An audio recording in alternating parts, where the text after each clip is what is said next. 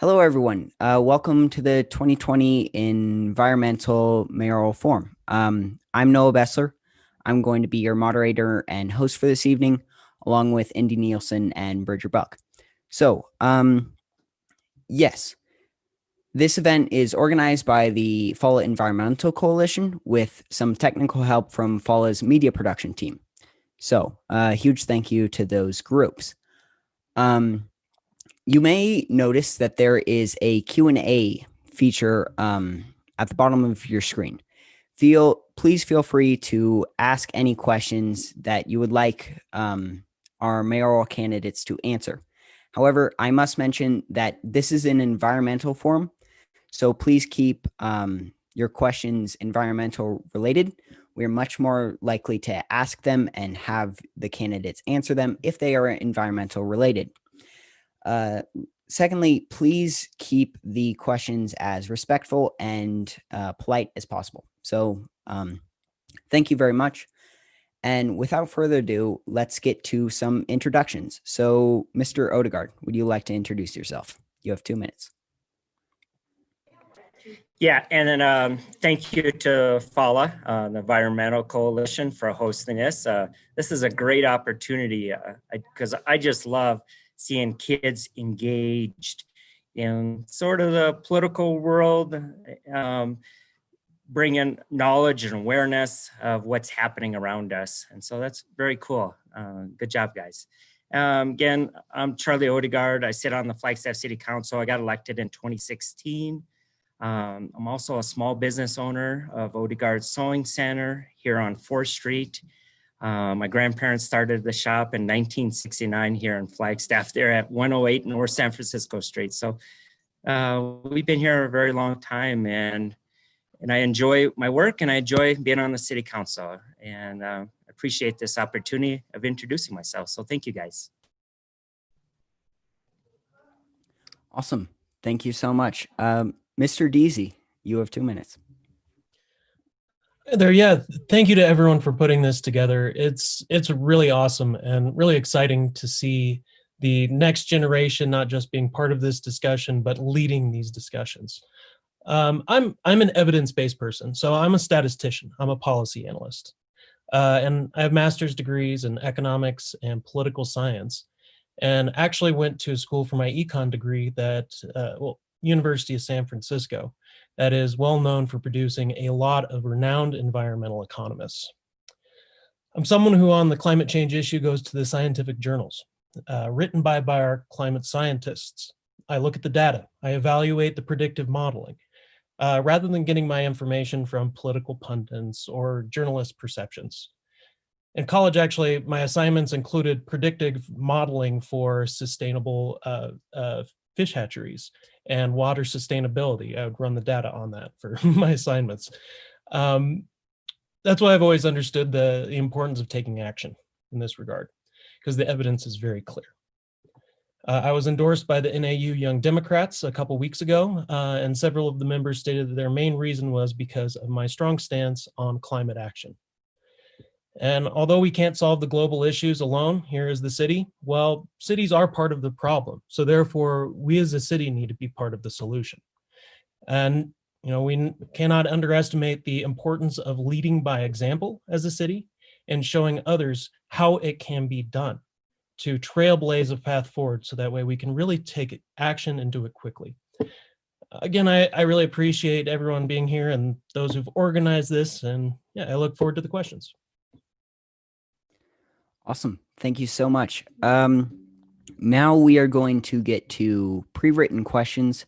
These questions have been written by the Environmental Coalition at FALA. So without further ado, let's jump into them. Mr. Deasy, we're going to start with you. How is climate change impacting Flagstaff currently and in the future? How much of a priority is climate action to you? You have 2 minutes. Yeah, well, it is a huge priority. It can't be understated the amount that this impacts Flagstaff now and in the future. We talk about wildfires primarily, and we had the museum fire last year, and it is an existential threat to our community. But more than that, our climate change affects of course, our water supply. It affects the fact that we're having more mosquitoes coming into Flagstaff that are contracting people with yellow fever. We've always had bubonic plague with our prairie dogs, but it seems to be increasing lately. So not only that, the other environmental issues, bark beetles, invasive species that are now coming into town. I had a friend this summer who saw a roadrunner in town. They're not supposed to be here. So the amount of impact on this is very large, but especially when it comes to our wildfires and protecting our communities and our people, this is an extremely important thing for us to be addressing, both in reducing our impact as well as adapting to the new reality we're facing now and especially in the future. Awesome. Thank you so much. Mr. Odegaard, the same question to you. You have 2 minutes. Yeah, the second part of that question is how much of a priority is climate action to you? Definitely, it ranks right up there. You know, it's definitely has to be in the top 3 of categories, if not number 1. I saw a meme just the other day. Is like, oh, we have all these issues, and here's the tidal wave concerning climate action. That's how important it is. That's why we have to be, as a community, very aggressive in the actions that we take here in just our little community here in Flagstaff. You know, we're not going to conquer the world or the nation or the country, but there's a lot we can do as a community in changing our ways, because it definitely has to be coming from the individual of making a life decision of making a difference. And so that's my very top priority is this on this issue of climate action, of making a difference. And we can do it. Each year here, we can make a difference. So thank you. Awesome. Thank you so much. Our next question is: the Flagstaff City Council unanimously declared a climate emergency, updating the climate action plan to achieve carbon neutrality by 2030. This is an ambitious goal. The current sustainability section's budget seems inadequate to meet this goal. Do you have any ideas on how the city can finance this plan? Mr. Odegaard, we'll start with you. You have 2 minutes. Yeah, thank you. I voted for the climate emergency declaration, and I was the first one who spoke at the council meeting. And so we need to get to the goal of carbon neutrality by 2030. And I could see our city manager, because he sits right across from me at the dais at the time earlier this spring, just kind of sinking his chairs like, that's very ambitious, Mr. Odegaard. That's a tall order, and it is extremely tall order to get to carbon neutrality by 2030. And I know we can get it because, you know, yes, a big output is, you know, the automobile. Yes, it's buildings, but there's a lot of other things, you know, our waste, what we do with everything, how we can make a difference in putting less waste in the landfill stream, because that even generates carbon. And so that's why it's so important. And I've always been this. I've always been very consistent on 4 years on the council that we as a community have to be a multimodal community.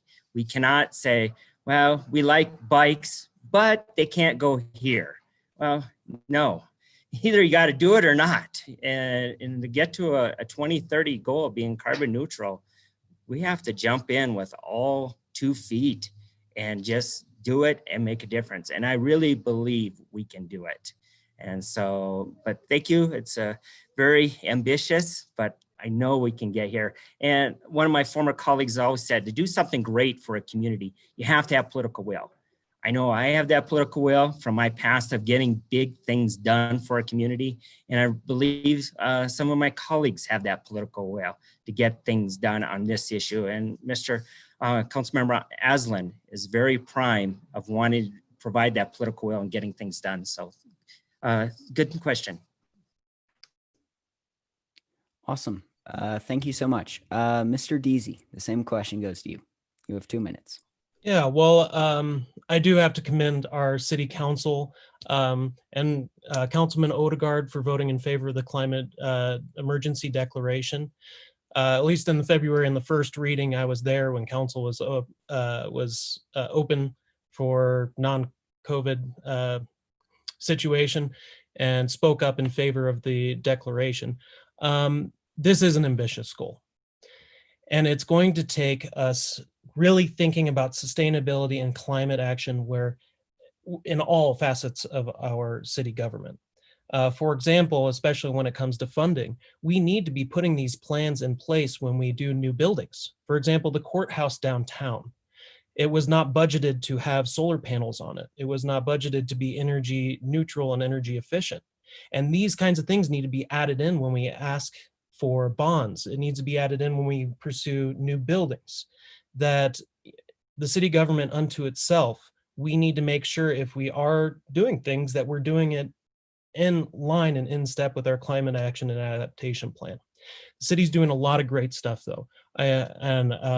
For example, the tax rebate now for buying energy efficient vehicles. I actually just bought a hybrid about a month ago. And these kinds of small things really do add up. And it can be as, you know, the tax rebate's one thing. It can be also something that we need to be able to explain with people that it's not just a matter of economy and finance versus environmental sustainability. There's methods that we can use that actually hit both goals. For example, this is a tiny little thing, but using eco fonts when we do printed documents at the city, with how much we're printing off, how much ink we're using. Think about just the police department and courts. If we use a different size font or a different style of font, we can decrease the amount of ink we're using by 25%. Awesome. Good for funding. Good for thank you so much. So our next question is, do you see a gasoline tax as a potentially feasible solution to both reduce carbon emissions and raise revenue for the plan? Mr. Deasy, we'll start with you. Yeah, so the gasoline tax, to my knowledge, we don't have a local gasoline tax anywhere in Arizona right now. And I did look into it, given this question, and to my knowledge, we're not preempted from doing so like a lot of things we are from the state. Typically, it's the federal and state government that put in a gasoline tax. But that hasn't actually increased since 1993 at the state level, and not since 1993 at the federal level, or 1991 at the Arizona level. Last year, they attempted to double the gasoline tax. A bill was proposed at the state legislature. It did not go through because it does require a 2/3 vote. If we are allowed to do this as a city, I would say it does have to go to the public. It goes to the ballot. City council and the mayor don't have the power to increase sales tax unto ourselves. But I will note that with a gasoline tax, typically that actually goes to building more roads. It hasn't thus far been used a lot for creating more of those environmental sustainability, to create the alternative energies. So if this is something that's going to be proposed, like most things, when I look into the details of the particular proposition or the really anything, looking at the details, we would need to make sure that that is something that actually will be funneled to our environmental sustainability options, rather than creating a slush fund where we could use it again for more roads and such that don't actually really lead us to the environmental sustainability and the climate action plan that we want to use it for. Awesome. Thank you so much. Mr. Odegaard, the same question goes to you. You have 2 minutes.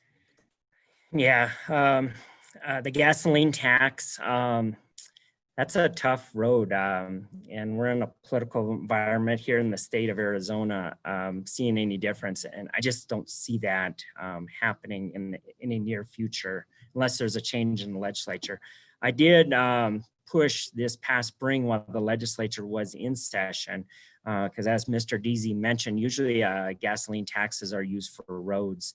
I did push for an indexing of our gasoline tax. I had several of the legislature on board with that, because we need to improve our roads, because our roads are in such poor shape, especially in northern Arizona and rural Arizona, that it creates a lot of issues, on vehicles and things like that. And so I think we would have had that indexing this year if the legislature didn't got cut short because of the COVID situation.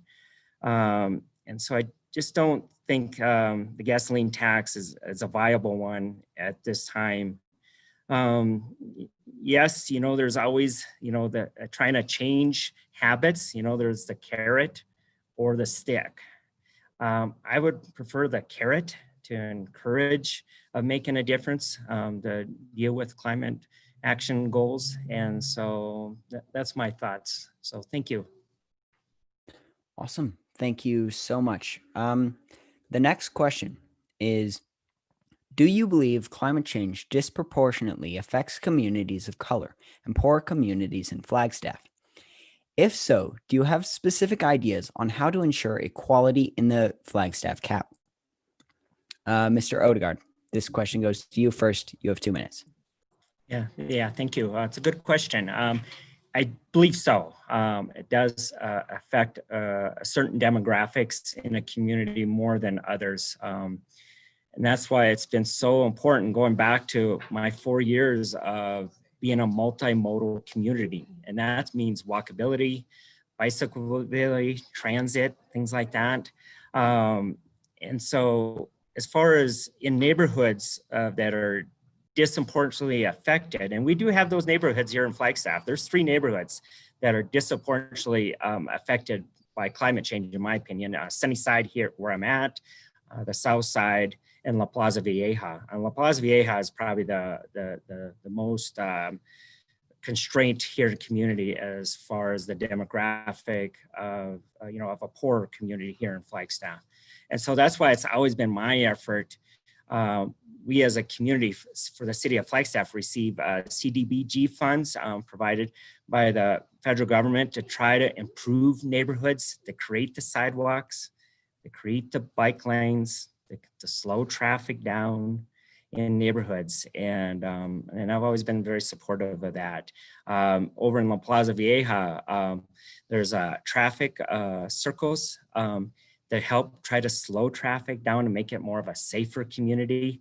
I was one of the people that showed up several years ago to plant trees and shrubbery to make the neighborhood a little more green in there. So it has a more of a curb appeal in the neighborhood. And so, and I've seen those trees and bushes get bigger. So it's good to be in the neighborhood and see that, you know, just by planting in the streets have made a difference. So thank you. Awesome. Thank you so much. Mr. Deasy, the same question goes to you. You have 2 minutes.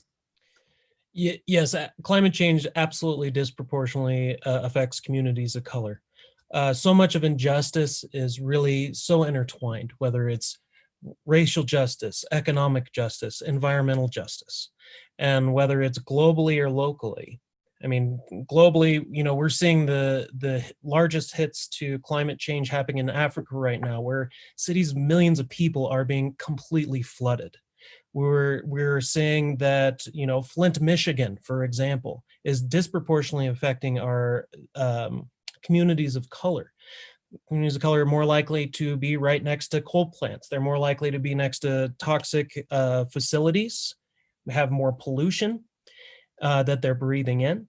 And that runs true here in Flagstaff as well, because for one, a lot of our communities of color are in the floodplain. So we have a situation where here locally, if we do have, when we have mass fires and the potential for flooding, that the neighborhoods that are really going to be hit the hardest by not taking even further action on what we need to do here locally, it will affect our communities of color. And by addressing climate change, taking strong action on that, then it disproportionately will also assist those communities that are disproportionately damaged right now by the possibility of not taking enough action on our climate action and adaptation plan. Awesome. Thank you so much. Our next question is, the city of Flagstaff is just one community in northern Arizona affected by climate change. Do you have plans to include our neighboring communities in achieving our goal? Mr. Deasy, we'll start with you.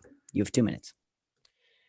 Yes, absolutely. You know, climate change together it's a collective action problem. So therefore, we need a collective action solution to it.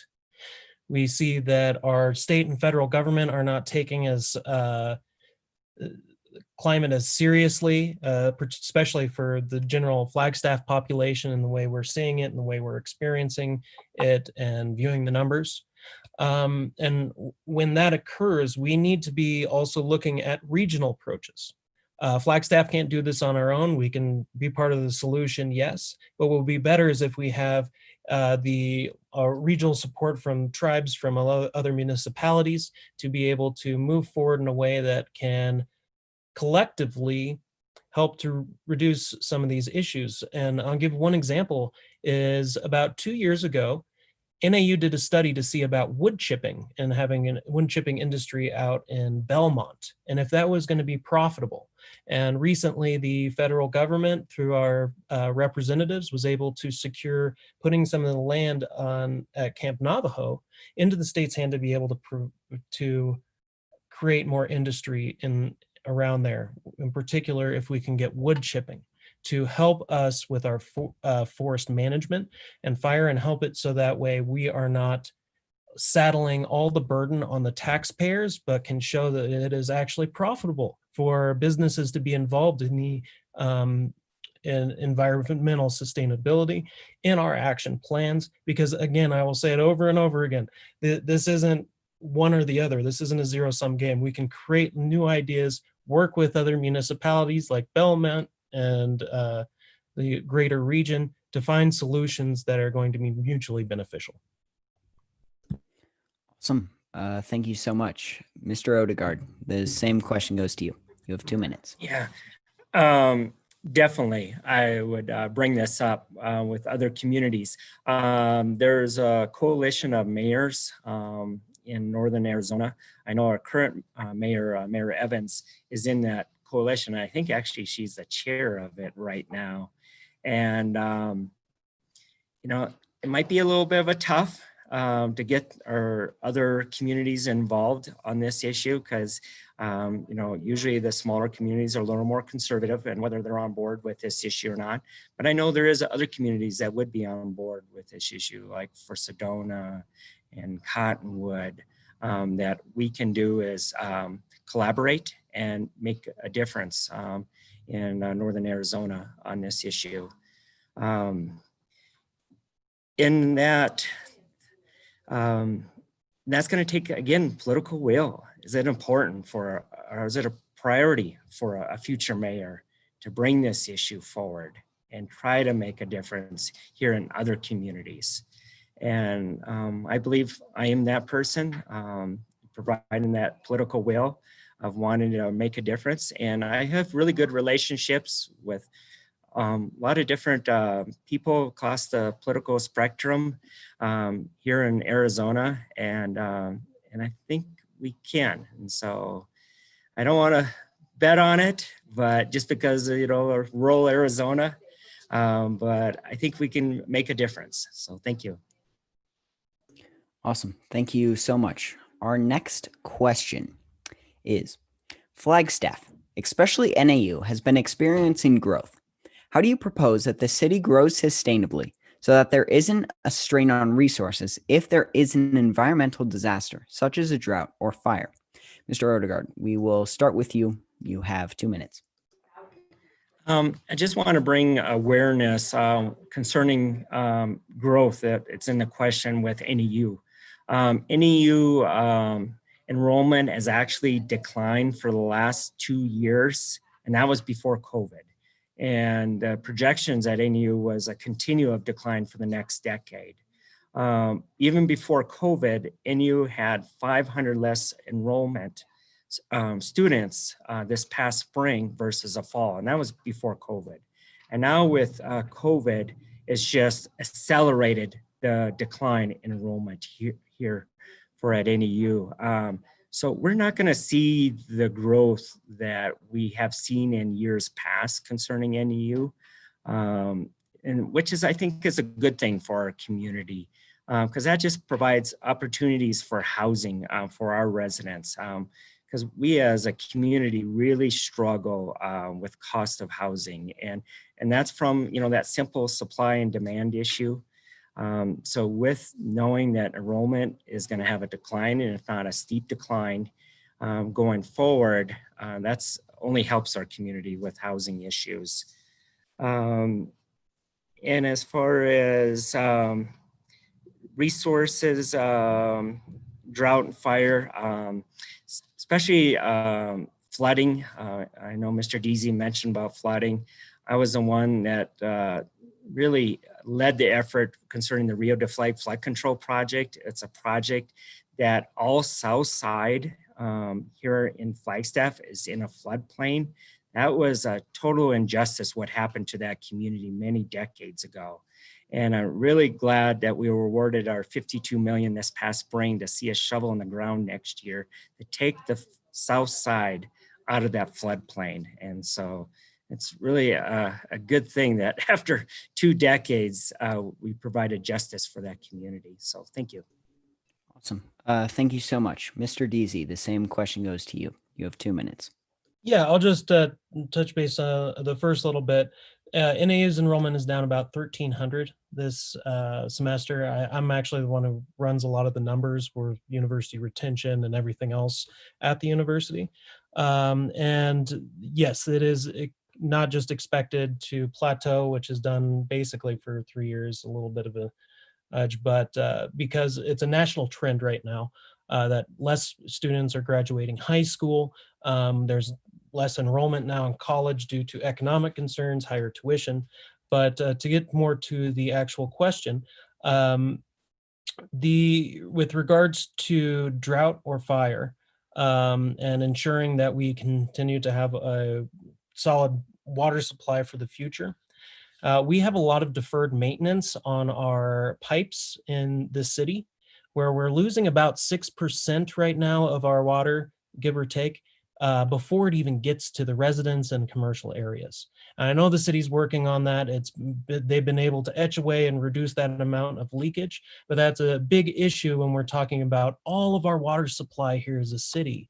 A full 6%, we're not even using, it just gets lost and, well, drains back in the aquifer eventually. But that is something, a way that we can really make some headway more so on our water conservation efforts. This summer, council did raise the fees for our environmental fees to help with paying for our FWPP, that's the Flagstaff Watershed Protection Plan.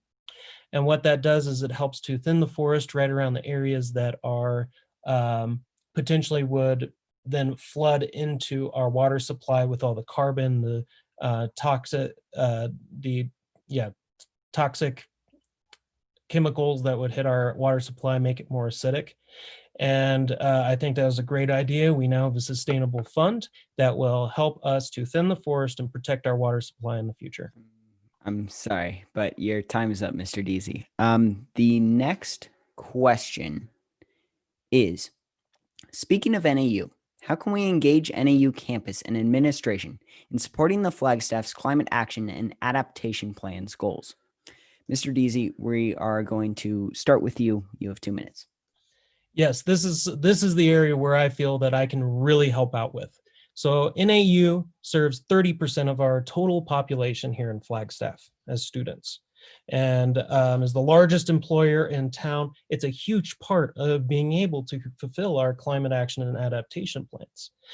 As an NAU employee, as somebody who has a lot of contacts amongst faculty, amongst higher level staff, that I also know and discuss these kinds of things with them, that there is political will that can be tapped from the university to really see this through, especially now that the NAU has introduced a green fund, which is a fee that every student pays every year to be able to fund these environmental sustainability, these climate action plans themselves. So I would really like to see us be more collaborative. We can figure out mutual projects. When our goals align, well, why don't we do this together? It's much more efficient. We don't have that so much more cream off the top for planning purposes and can actually do the action part of these initiatives and programs. So I look forward to coordinating efforts and helping with in that particular issue with NAU. Awesome. Thank you so much, Mr. Odegaard. The same question goes to you. You have 2 minutes. Yeah. Yeah, it's a good question, about partnerships and NEU being a partner with the city, getting to our CAP goals. Definitely of importance that they do need to partner with the city to get on the same path we are, especially, carbon neutrality by 2030. I know NEU is being very leader on this issue concerning they did an inventory of their buildings. How can they bring more efficiency and to use less carbon on their buildings that they have now, and also as they build anything in the future to be as very carbon neutral as possible.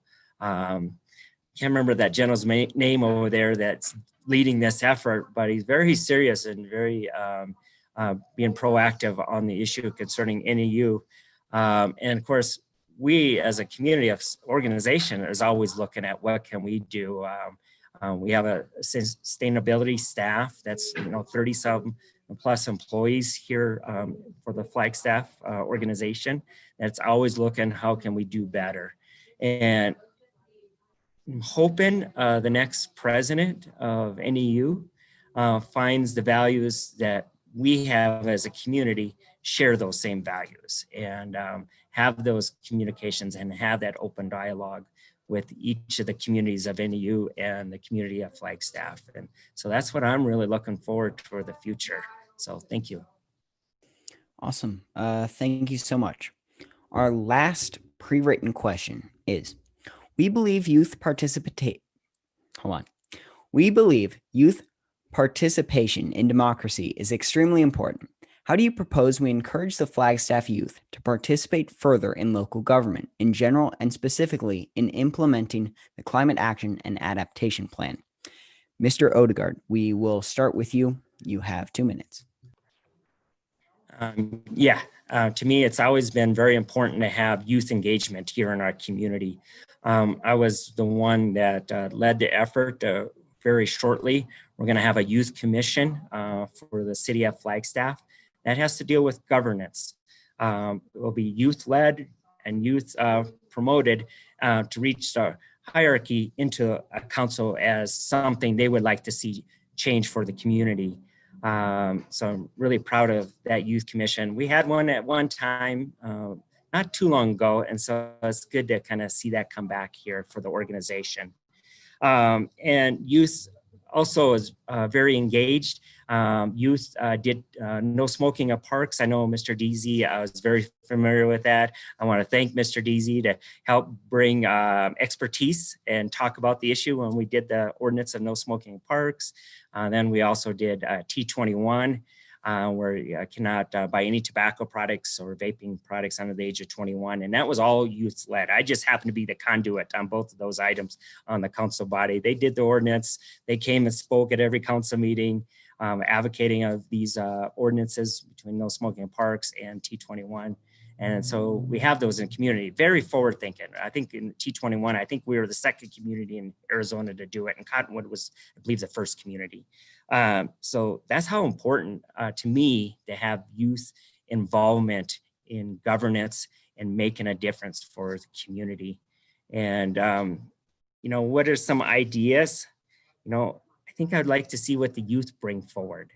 And I don't want to give them any ideas. I don't want to think this is what we should do. I want to see the youth do it. And everything that's we've done as far as what came from the youth is by them. They came to us and said, let's do this for our community. And so that'd be my efforts. And so definitely want youth engagement, because especially that youth commission, I'm really super excited about that one. So thank you. Awesome. Thank you so much. Mr. Deasy, the same question goes to you. You have 2 minutes. Yeah, I do want to commend Councilman Odegaard. He's been very inclusive of our youth in this community, and with the youth commission and the cats with the tobacco. I really do appreciate those efforts. What we have here at the local level is not just participation even in government, but we can participate in the schools. We can participate in interning with a lot of our great nonprofits here in town, like the Azulita Project, that is using a lot of our recycled waste to create new things.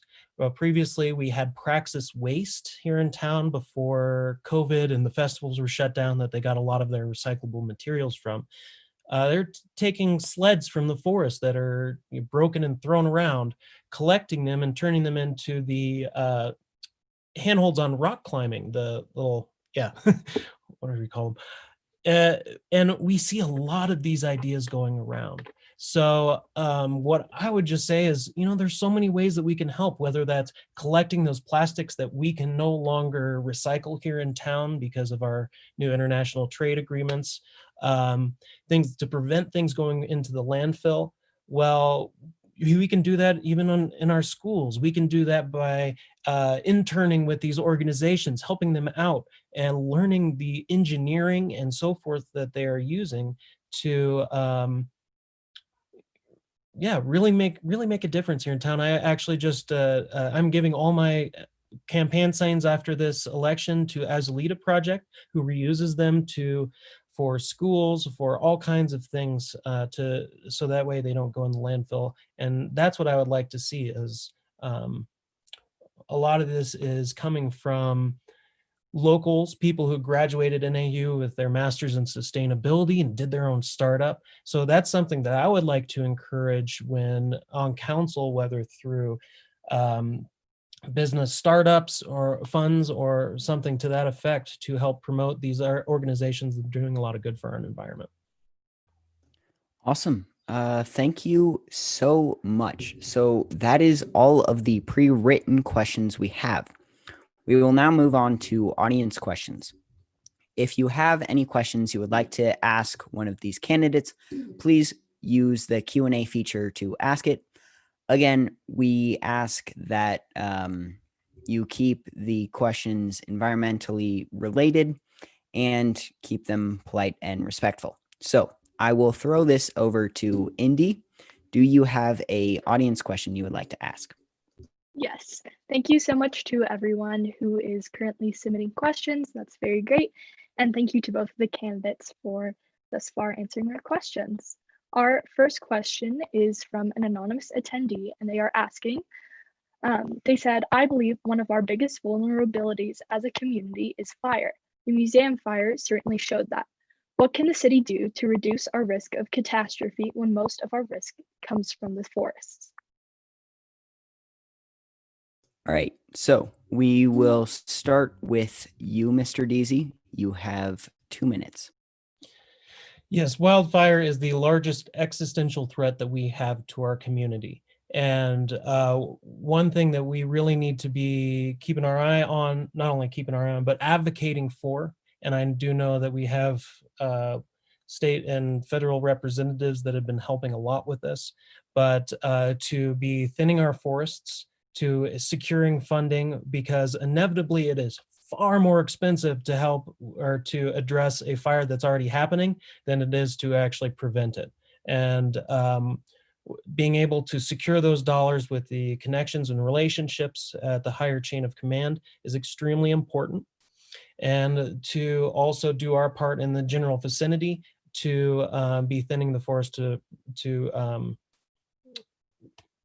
ensure that something like the museum fire, we were actually pretty lucky with that, because it did spark in an area that had been thinned already.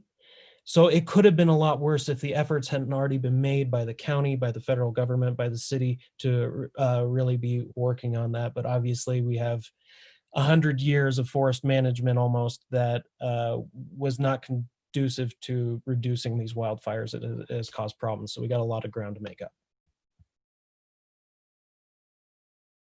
Awesome. Thank you so much. Mr. Odegaard, the same question goes to you. You have 2 minutes. Yeah, and this is very appropriate with what's happened over in California, Oregon, and Washington. Terrible, terrible tragedies that's happened to the communities and the environment. And here in Flagstaff, Arizona, we're seeing the effects of those tragedies that are happening. And that's why it's so important to be proactive concerning our thinning of our forests around our community of Flagstaff. We cannot rely on the federal government or our state government. It's just not going to happen. The dollars are really not there. Priority for them is not there. So we as a community have to take on the responsibility. And we've done that with the FWPP bond that was passed some years ago. We as a community, the city of Flagstaff, taxed ourselves to thin the forests that are on state land and federal land. That's huge that a community said, we're going to take that responsibility on. And I want to thank Mr. Deasy recognizing the fee, the environmental fee that we initiated. I think that was proposed by our city staff, and either I was number one or number two said, yes, let's do it. It makes sense. After we done these forest thinning projects around our community, there needs to be maintenance on those areas that have been thinned. And again, we as a community have to take on the responsibility. So again, we're taxing ourselves to maintain those forests. And also want to thank my colleagues are recognizing the importance of flooding, like the Rio de Flag Flood Control Project. That project would not have happened if there wasn't political will among my colleagues saying, yes, let's get this project done to safeguard our community, especially the downtown, the south side areas. And so again, we taxed ourselves. We had to come in with a third share of cost for this project. So again, we tax ourselves. We did it through a fee, through the stormwater fee. So everybody pays as a community, including NEU. NEU did not want to pay the stormwater fee. They came in and said, why don't you do a property tax or a bond issue concerning what the third cost of the Rio? We said no, because you would get out of paying your share. And so we said no, and we did a stormwater fee, and then NEU pays a huge amount of sum of stormwater fees. So they're paying a good share for this flood control project for our community to safeguard our community. And so that's about it. We've done it, we've taxed ourselves, and we as a council body have been proactive, and I've been proactive on this issue, and we need to still continue. There's still a big need. The third leg of the FWPP project, there was a west side, north side of us, and then there was a project that was identified in FWPP down by the Lake Mary, Mormon Lake area. Unfortunately, we ran out of money. And so it might be a question come back to the residents here in Flagstaff in the future. Do you want to tax yourself again to take care of the forests around our community? And I believe the answer will be yes, just from we as a community have to take on the responsibility. So good question. Thank you. Awesome. Thank you so much. We will now throw it over to Bridger, who will ask another audience question.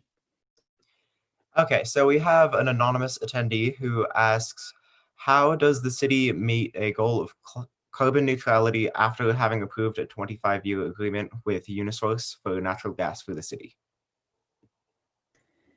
Okay, we will start with Mr. Odegaard on this one. Mr. Odegaard, you have 2 minutes. As far as Unisource, they're the only provider of gas service here in our community. There was talk of maybe asking for a higher fee from Unisource to help bring dollars to the city and help with our implementation of the cap. Well, the fee that we as a community charge Unisource, I think if I remember right, is like 2%. Well, that's the same as all the other communities here in Flagstaff. They pay the same rate. I think out of fairness and an equity concern, I didn't think it was appropriate. And that idea kind of came in really late, almost kind of at the last minute. Is there opportunities to try to do something different at the last minute? Of course. But I just didn't think at the time it was appropriate, just because we were asking something different than what all the other communities here are paying for that service. So, and plus we had to do something fairly quick because winter was coming. And yes, Mayor could have done an emergency declaration, but in time of COVID, I just don't think to kind of upheave a community and upheave a service is not the appropriate time during a time of COVID. So Thank you. That's a good question. All right. Thank you very much, Mr. Deasy. The same question goes to you. You have 2 minutes. Yeah, actually, that proposition, which did pass in the primary election this year, I advocated against it, primarily because of the 25 years. Now we are locked in on that franchise fee of 2% for a very long amount of time. And, you know, if we're really looking at the progress and wanting to take action, there were other options that could have been an easy way to tweak that to ensure that, you know, we can get through this winter. We can not have to declare mayoral emergency by, you know, for example, making it for 5 years rather than 25 until we can actually get other municipalities, get the state on board to be raising these franchise fees that we could use then for more environmentally sustainable methods. 25-year contract with a gas company seems way too long, especially when we are looking to get to carbon neutrality in 2030, which is why I was an individual who advocated against voting yes on that proposition back in August. Awesome. Thank you so much. Our next audience question will come from Indy. Thank you, Noah. We have a question from Chinley Ryan Shagan. She says, Flagstaff is on stolen land. What is your plan to respect the Indigenous people of this area while implementing your climate action goals? All right. Thank you. We'll throw this to Mr. Deasy first. Mr. Deasy, you have 2 minutes. This is a really great question, and especially with our Indigenous community who are disenfranchised on so many levels, whether that's with our environmental issues, their land, whether it's about having social programs in our community to assist. It's about dealing with a lot of racial injustices that we continue to face in our community, and much larger than that. And I mentioned near the beginning that so much of these issues, whether it's economic injustice, racial injustice, environmental injustice, are so overlapped. What I have already actually reached out to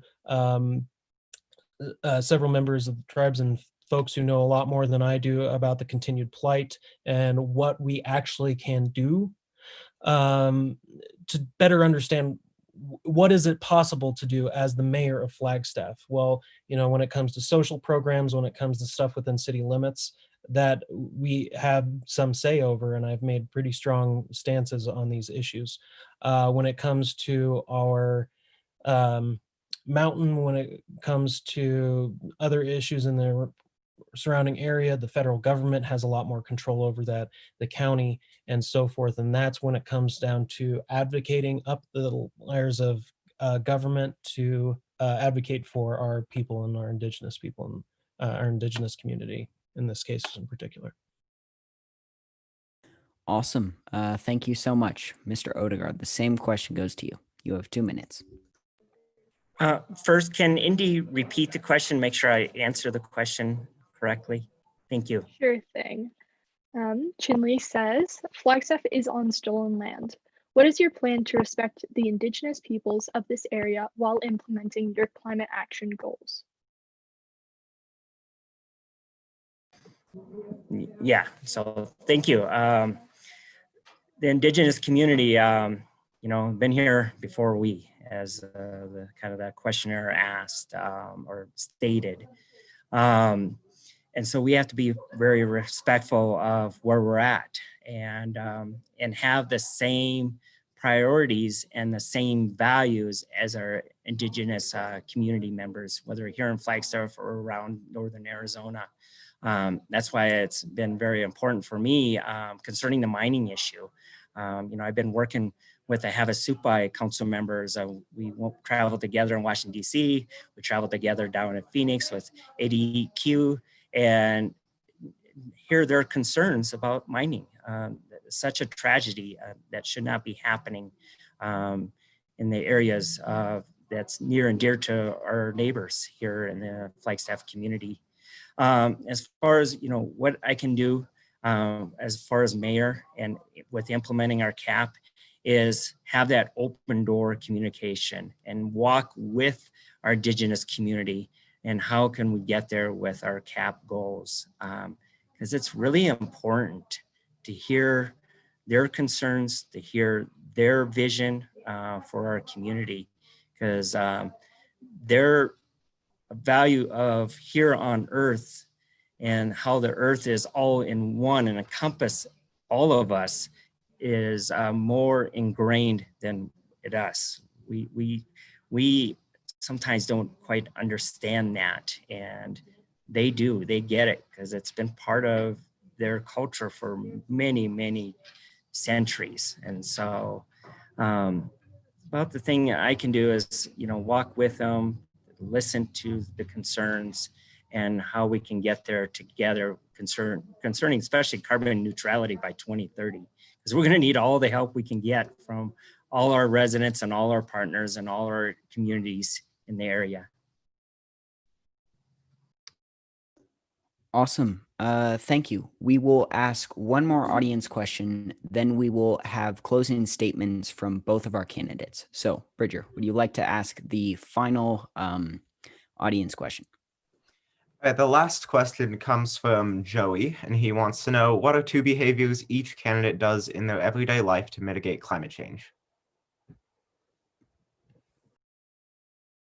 All right. Mr. Odegaard, we will start with you. You have 2 minutes. 2 behaviors is, one, making a huge difference, is use less of everything, whatever it can be. Whether it's the packaging or how we get our packaging, of our driving habits, of everything. That's probably the one big thing, is using less and being happy with using less. I know it's hard because we're very consumer, population, where it's like, it's about me, about buying me and filling that need. And we have to get away from that at all. And as far as number 2, on my time on the city council is advocacy. And I've done a lot of that. You've heard a few things that I've talked about. But again, it's that political will and advocacy of wanting to make a difference for your community. And I believe I've shown that. And so using less, and in my service on the Flagstaff City Council, of that advocacy, political will. So thank you. Awesome. Thank you so much. Mr. Deasy, the same question goes to you. You have 2 minutes. Yeah, it's a great question. One of the things we did when we bought our first house was try to get every single thing as most efficient as possible. We got new toilets. We got a water barrel outside to capture water that we can reuse. We don't use paper towels. We use the little Dutch cloths that we can actually throw in the wash and clean off and then reuse again. As I mentioned before, we just bought a hybrid car after a number of years where we couldn't, because we had lots of little kids. I have 4 children, and yeah, they finally grew out of the car seats, and once they did, we were like, okay, we need to get a hybrid vehicle. More than that, though, too, then it's I really only leave this house about once every 2 weeks to do all my grocery shopping at once, do all my meetings that are need to be done in person, all on the same day. So I'm not out as much. I'm not using the gasoline. I'm conserving water as much as possible through water efficient means, and being just generally conscious about what I am doing during my day that can reduce my consumption and reduce my impact on this world. Awesome. Thank you so much. So we will now do closing statements. This is just an opportunity to say whatever you need, whatever you want. So Mr. Deasy, we will start with you. You have 3 minutes. Oh, 3 minutes. All right. Well, I just want to thank you all for inviting us to this discussion, to making these connections, because inevitably, in the end of the day, as I've said before, this is a collective action problem, and it's going to require collective action solutions, and that requires with our youth, our community members, with you all here. exchanging ideas and turning those into actual actions. So I really thank you for your advocacy. When it comes down to it, I'm a very evidence-based person, as I had mentioned before, but also I'm a very outcomes-based person. It's my job as a policy analyst to look at every initiative, program that I'm involved in and say, is this working? Is this reaching our goals that we have set? And if the answer is no, then we need to do more. We need to change those initiatives. We need to change how we're approaching the situation. And that's what I do on a daily basis. In my normal work is, are these programs reaching our policy goals, and how can we change it based on the evidence to make sure that we can better reach it in the future? So this constant evaluation of whether we are achieving these outcomes is something that is so ingrained in me that anytime I see policy, whether climate action or anything else, that is my main thought, assessing our ability to get to those goals. So I'll just say that, again, thank you for having us here. I look forward to taking even stronger action on our climate action and adaptation plan. I want to commend our city for having made the strides we have thus far, but it is very clear with the 2030 carbon neutrality goal that there's going to have to be a lot more involved in this, and a lot of small ideas and a lot of big ideas to actually hit the rubber to the road. So thank you so much. Awesome. Thank you so much. Mr. Odegaard, you have 3 minutes.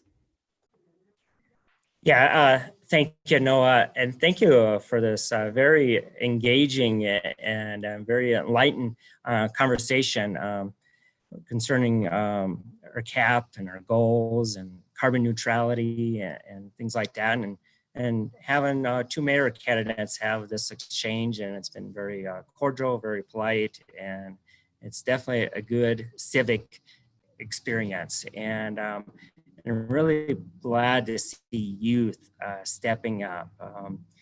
As everyone said, Mr. Deasy and I have, this has been my goal is on the city council, is lifting our youth up here in our community and making a difference in our community.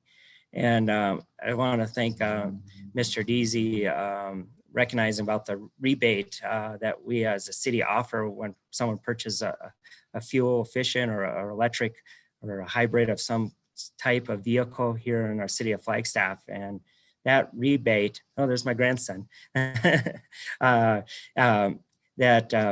we did that as a city council body. And actually I was the one that led it, where community members, the city of Flagstaff residents are going to make that purchase.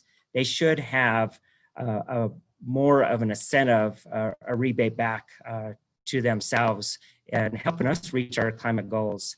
I see my video kind of slowing down here for some reason, but with that, let's continue this dialogue. I hope the FALA Environmental Coalition gets more active and more robust and more engaged here in the community, and working with the electeds, whether it's on the city council or the county board of supervisors.